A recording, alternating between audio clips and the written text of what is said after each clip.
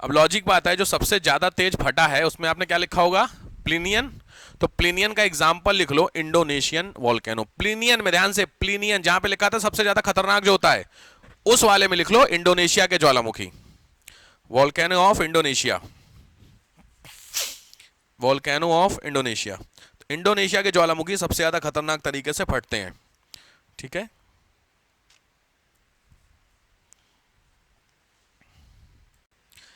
Type of volcano on the basis of activity और on the basis of eruption, फटने के आधार पर होगा, ठीक है। अब आओ डिस्ट्रीब्यूशन ऑफ वॉल्केनो।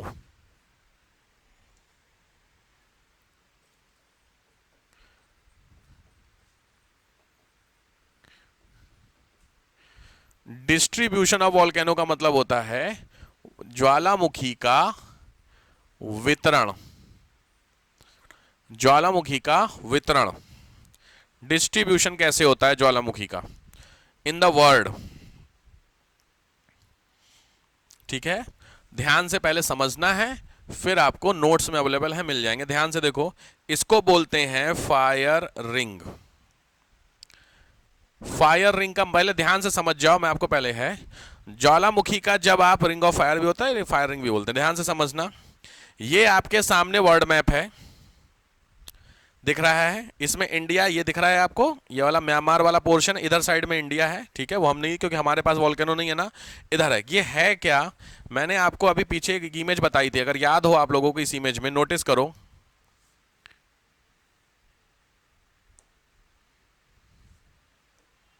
ठीक है।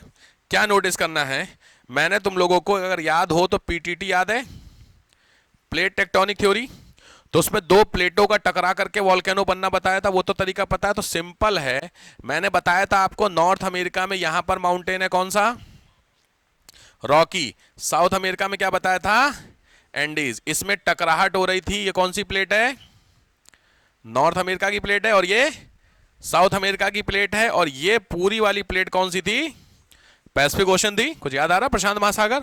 तो पैसिफिक ओशन की प्लेट नॉर्थ अमेरिका से टकराएगी, तो लॉजिक बात है, नॉर्थ अमेरिका ऊपर जाता तभी तो रॉकी बनेगा, और उसी हिस्से में क्या बनते थे, वॉल्केनो बनते थे।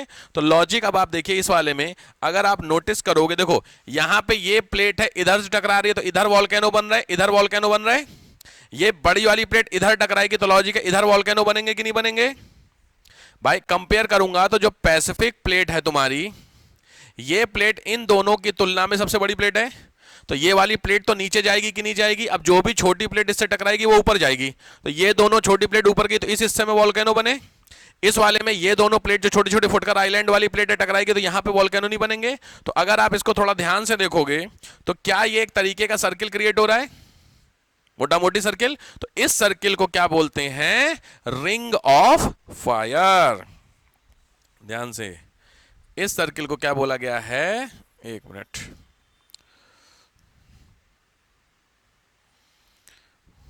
ठीक है, क्या बोला गया है, रिंग ऑफ फायर। तो अग्नि वलय बोलते हैं। तो अग्नि वलय क्यों बोलते हैं, समझ में आया, क्योंकि एक तरीके की क्या बन रही है, रिंग, किससे मिलकर के बन रही है, वॉल्केनो से। ये तुम्हारे सारे वॉल्केनो के नाम एक तरफ से देखो, यहां पे देखा, क्राकाटोआ, मेयॉन, पिनाटुबो दिख रहा है। इधर साइड में आ जाओ, गैरीबाल्डी, सेंट हेलेंस, फला फला फला दे रहा है आपको। आप कहीं पे भी चले जाओगे, देखो इस वाले में चले जाओ, कोई भी उठा लो, तो ये तुम्हारी रिंग, यहां से एक लाइन से दिख रहा है तुमको वॉल्केनो की लिस्ट। देखो यहां जो जहां जहां स्टार लग रहा है, दिख रहा है वाला, ध्यान से देखो, इस वाले में चेक करो, नोटिस करो, देखो ये क्या दिख रहा है तुमको, एक लाइन से तुमको वॉल्केनो दिख रहा है कि नहीं दिख रहा है सारे। तो क्या ये तुम्हारा एक रिंग क्रिएट हो रही है कि नहीं हो रही है भाई। अगर इसको तुम नोटिस करो तो एक तरीके से, अब नीचे तुम्हारे क्या भाई, मैंने बोला टकराहट होनी चाहिए ना दो चीजों में, ऊपर एक प्लेट हो और एक प्लेट हो, तभी तो टकराएगी। इस पूरे इलाके में तो पानी पानी है, तो टकराएगा क्या।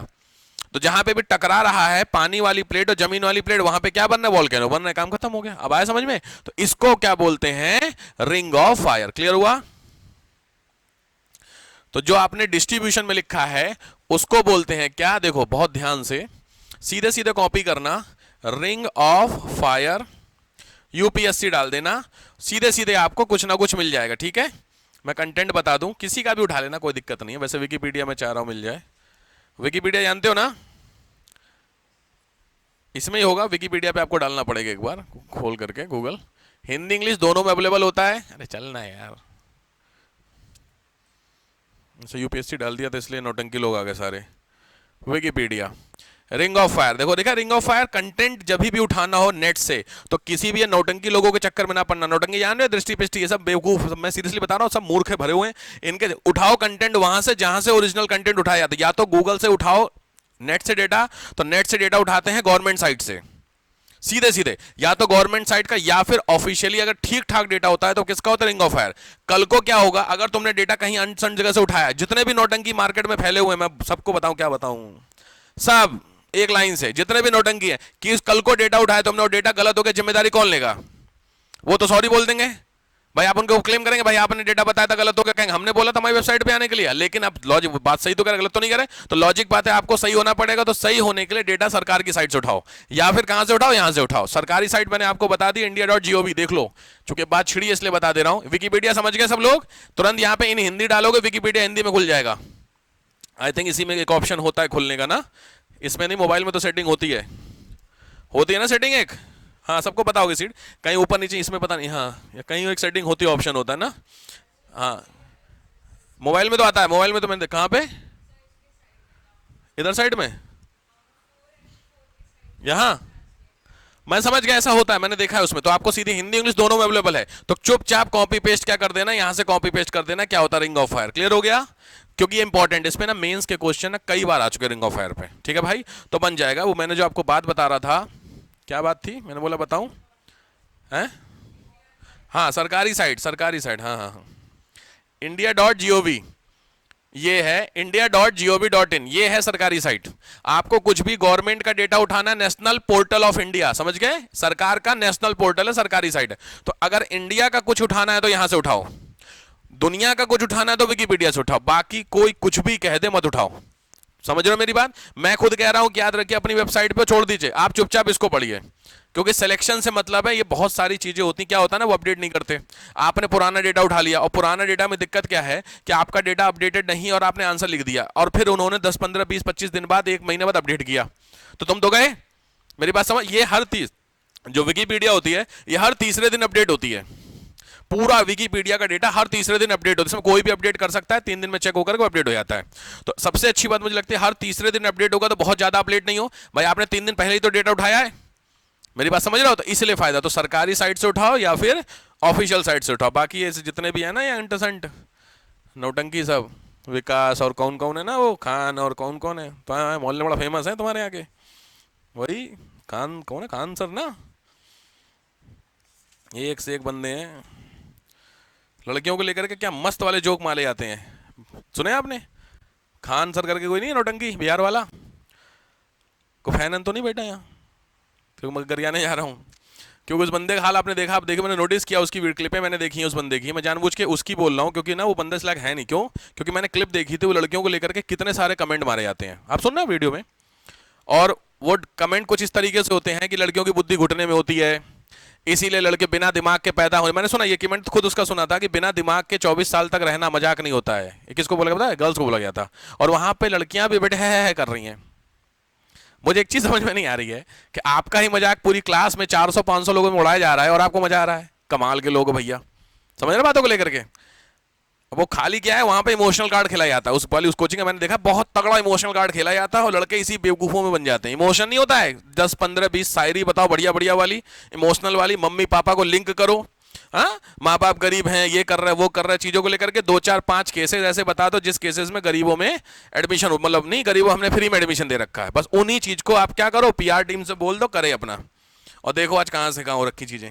सुनो भाई, तो क्यों उसके पीछे करिए। आपको इंडिया में पता है, अगर इंडिया में किसी को बेवकूफ बनाना है तो सबसे अच्छा तरीका होता है इमोशनल, मस्त इमोशन की बात है, मम्मी पापा की बात छेड़ दो, भाई बहन की बात छेड़ दो, नहीं तो स्पिरिचुअल। तो भाई बंदा के सही कह रहा है यार, ये बंदा सही कह रहा है, मम्मी पापा तो बिल्कुल सही बात है, गरीबी में ये फला डिमका, क्या बोलूँ मैं चीज़ों को। और मेरे को आज से नहीं, कम से कम 10 साल हो गया है, 10 साल तो नहीं बोलूँगा मैं, 7 8 साल हो गया है जब से ऑनलाइन वाला चीज़ें आई, तब से ये जो नहीं 3 4 5 मेजर कंपनी है, मैं नाम नहीं लूँगा, बड़ी बड़ी जो हैं ऑनलाइन वाली, कब से हाथ पीछे पड़ी हुई मेरे ज्वाइन करने के लिए, आ जाओ सर पढ़ाने के लिए, वीडियोस तो ही जान ही रहो चीज़ों को लेकर के।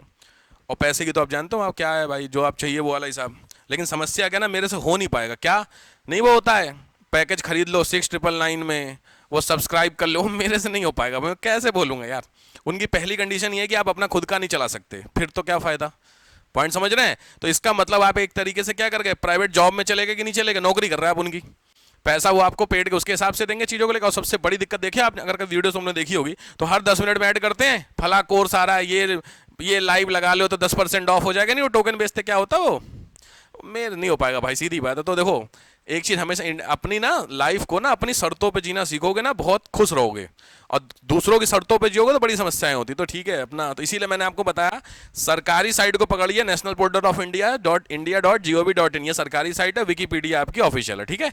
इसके अलावा डेटा मत उठाना। एनीवे तो ये वो हो जाएगा। क्या बात हो रही थी, टॉपिक क्या था यार, ring of fire, ring of fire distribution, समझ गए? तो लिख लोगे तो उसके लिए आप पूरा एक पेज छोड़िए, जानबूझ के मैं छोड़वा रहा हूं, एक पेज पूरा छोड़िए।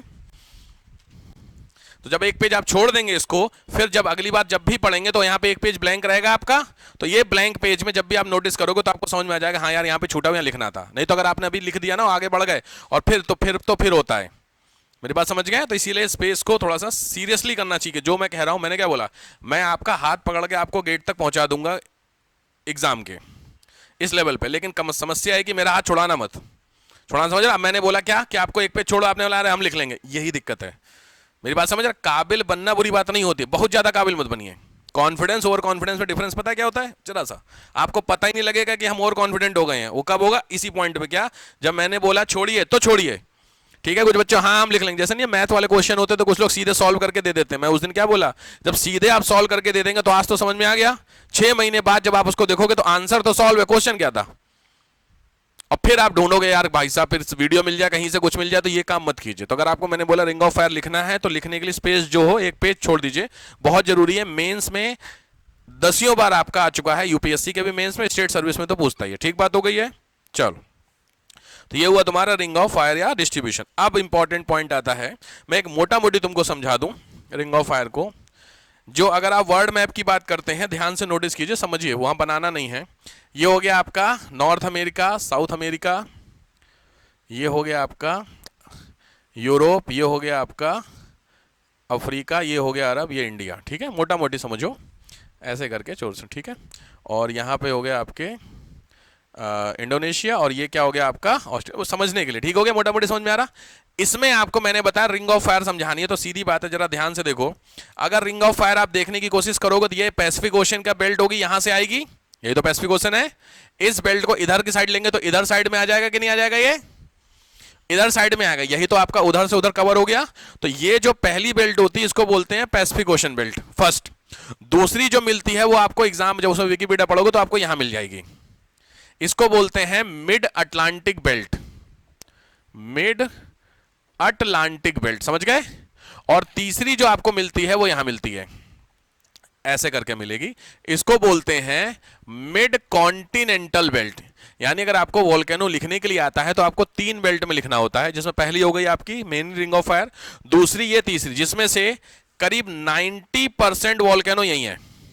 तो मेजर तो आपके यही हो गए। दूसरे आपको मैंने ये वाले बताया, मैंने कल बताया था आपको, सेपरेट होगा तो लावा ऊपर आएगा, पीटीटी वाला कुछ याद आ रहा? तो वो जो लावा ऊपर आएगा, कायदे में लावा तो ऊपर आ रहा ना, तो वोल्केनो तो हो रहा ना, तो ये वाली प्रोसेस है। और तीसरी मैंने बता दी, बहुत ऐसे मानो करीब 7% ये है और करीब 3% ये है, तो लॉजिक का सबसे कम वोल्केनो है। बट मैंने बताया ये हिस्सा ही तो तुम्हारे यहाँ पे क्या है इंडिया में, हिमालय।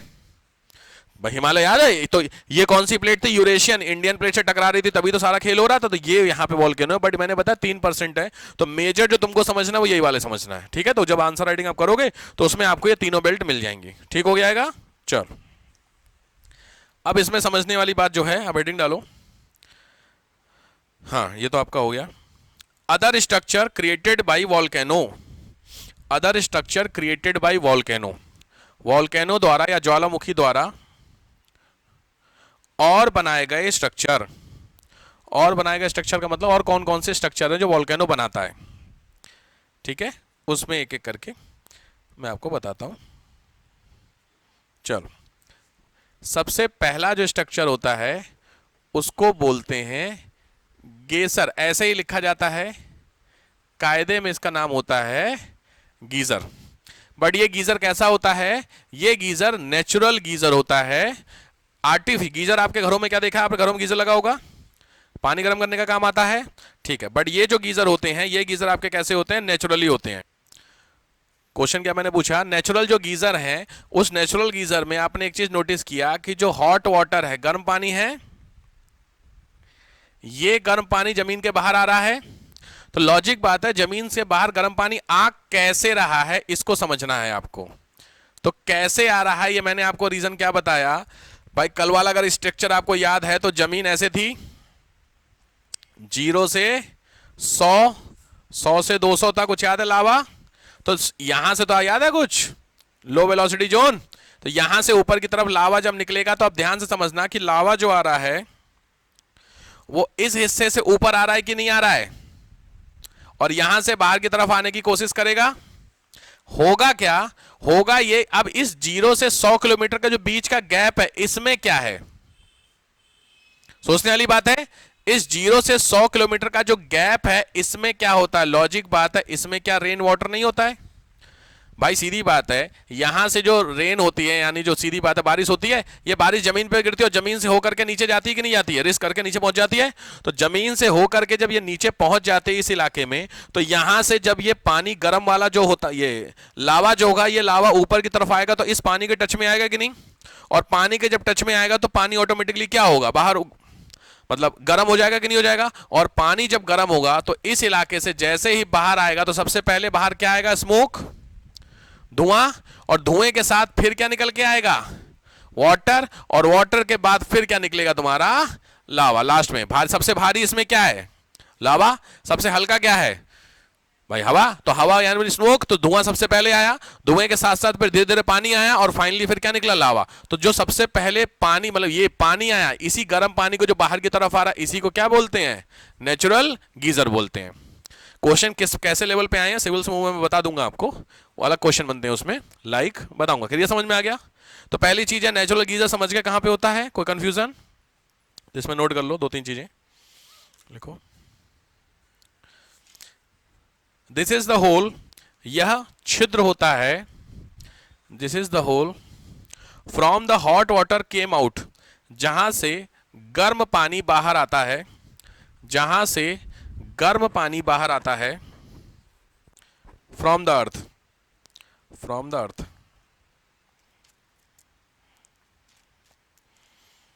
एग्जाम्पल जरूर लिखिएगा, जो मैंने आपको एग्जाम्पल दिया उसका नाम था ओल्ड फेथफुल, ये गीजर का नाम है, गीजर, ओल्ड फेथफुल गीजर। ये कहां पर है, ये है तुम्हारा येलोस्टोन नेशनल पार्क,